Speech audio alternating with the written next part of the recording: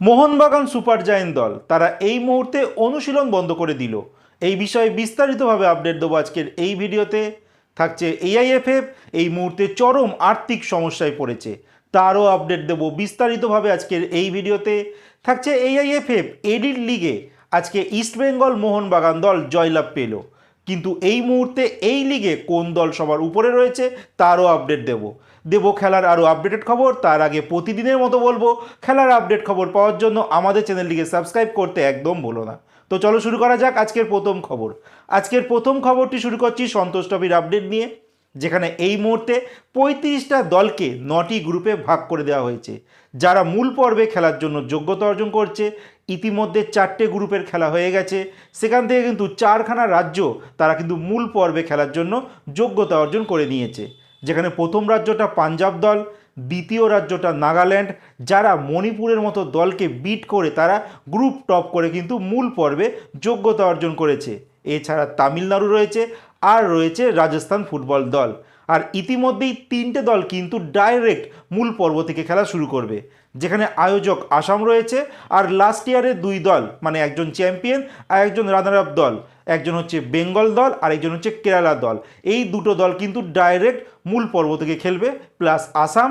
আর 4টে দল, এখনও অবধি 7টা দল কিন্তু কনফার্ম হয়ে গেল এই মূল পর্বের জন্য। এখনও আমাদের 5টা দলের জন্য অপেক্ষা করতে হবে, যারা এই মূল পর্বে যোগ্যতা অর্জন করে। তখন কিন্তু 12টা দল হয়ে যাবে এই মূল পর্বে। সেখানে এই 12টা দলকে কিন্তু 2টো গ্রুপে ভাগ করে দেওয়া হবে, আর প্রত্যেকটা গ্রুপে কিন্তু 6টা করে দল থাকবে।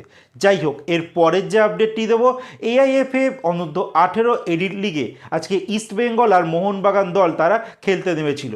যেখানে মোহনবাগান সুপার জায়েন্ট দল তারা কিন্তু এআইএফএফ একাডেমিকে 2-0 গোলে হারিয়ে দিয়েছে। উল্টো দিকে ইস্টবেঙ্গল দল তারা কিন্তু এসকেএম কালনা ফুটবল দলকে 4-0 গোলে হারিয়ে দিয়েছে। আর এই মুহূর্তে পয়েন্ট টেবিলে, মানে অনূর্ধ্ব 18 এডিট মানে এএফএফ এর যে লিগ হচ্ছে, এখানে পয়েন্ট টেবিলে কে কোথায় রয়েছে। ইস্টবেঙ্গল মোহনবাগানের গ্রুপে এই মুহূর্তে কিন্তু ইস্টবেঙ্গল সবার উপরে রয়েছে। তারা 4টে ম্যাচ খেলেছে, একটা ম্যাচ হারেনি। তারা 4 ম্যাচে 10 পয়েন্ট নিয়ে তারা কিন্তু সবার উপরে রয়েছে। দ্বিতীয় স্থানে রয়েছে মোহনবাগান সুপার জায়েন্ট দল, তারাও 4টে ম্যাচ খেলেছে, তারাও কিন্তু কোনো ম্যাচ হারেনি। তারা কিন্তু 8 পয়েন্ট নিয়ে তারা দ্বিতীয় স্থানে রয়েছে। আর 3 নম্বর স্থানে রয়েছে এসকেএম কালনা, তারা 5টা ম্যাচ খেলেছে আর তারা 7 পয়েন্ট নিয়ে তারা তৃতীয় স্থানে রয়েছে।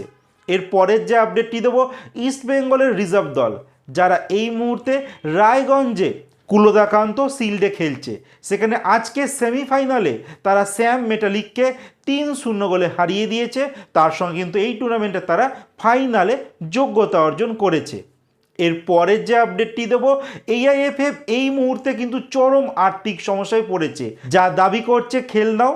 আর খেলনাও তরফ থেকে জানানো হয়েছে এই মুহূর্তে ভারতীয় ফুটবল সংস্থা মানে এআইএফএফ তাদের ব্যাংক ব্যালেন্স রয়েছে 19.89 করোড় টাকা, মানে বলা যেতে পারে 20 কোটি টাকা ব্যাংক ব্যালেন্স রয়েছে। আর এই টাকা নিয়ে ভবিষ্যতে কিন্তু চরম আর্থিক সমস্যায় পড়তে পারে এআইএফএফ। কারণ লাস্ট 5 মান্থে কত টাকা খরচা করেছো তোমরা শুনবে। লাস্ট 5 মান্থে এআইএফএফ 50.48 কোটি টাকা খরচা করেছে। সেখানে এই মুহূর্তে 19.89 করোড় টাকা রয়েছে, মানে প্রায় অ্যাপ্রক্স 20 কোটি টাকা মতো ব্যালেন্স রয়েছে। এবার এই টাকা নিয়ে এআইএফএফ আগামী যে টুর্নামেন্টগুলো রয়েছে কিভাবে তারা সামাল দেবে, সেইটা কিন্তু একটা প্রশ্ন চিহ্ন সামনে দাঁড়িয়ে রয়েছে। একমাত্র ভগবানের ভরসায় চলছে এআইএফএফ। কী যে হবে ভারতীয় ফুটবল সেটা কিন্তু এখনও বলা যাচ্ছে না, বাট এইটা বলা যাচ্ছে যে ভারতীয় ফুটবল কিন্তু এই মুহূর্তে অন্ধকারে রয়েছে। যাই হোক, এবার শেষ যে আপডেটটি দেবো, মোহনবাগান সুপার জায়েন্ট দল তারা কিন্তু অনুশীলন বন্ধ করে দিল। অ্যাকচুয়ালি তারা এই অনুশীলন বন্ধ করেছে এই জন্য, কারণ নতুন বছর রয়েছে আর ক্রিসমাস রয়েছে, তার জন্য কিন্তু এই সময়টা মোহনবাগান দল তারা অনুশীলন বন্ধ করে দিয়েছে। আপাতত 14 ডিসেম্বর থেকে অনুশীলন বন্ধ থাকবে 2 জানুয়ারি অবধি, মানে এই মাঝের টাইমটা কিন্তু মোহনবাগানে অনুশীলন বন্ধ থাকবে। তারপর 2 জানুয়ারির পর থেকে মোহনবাগান সুপার জায়েন্ট দল আবার কিন্তু অনুশীলন শুরু করবে।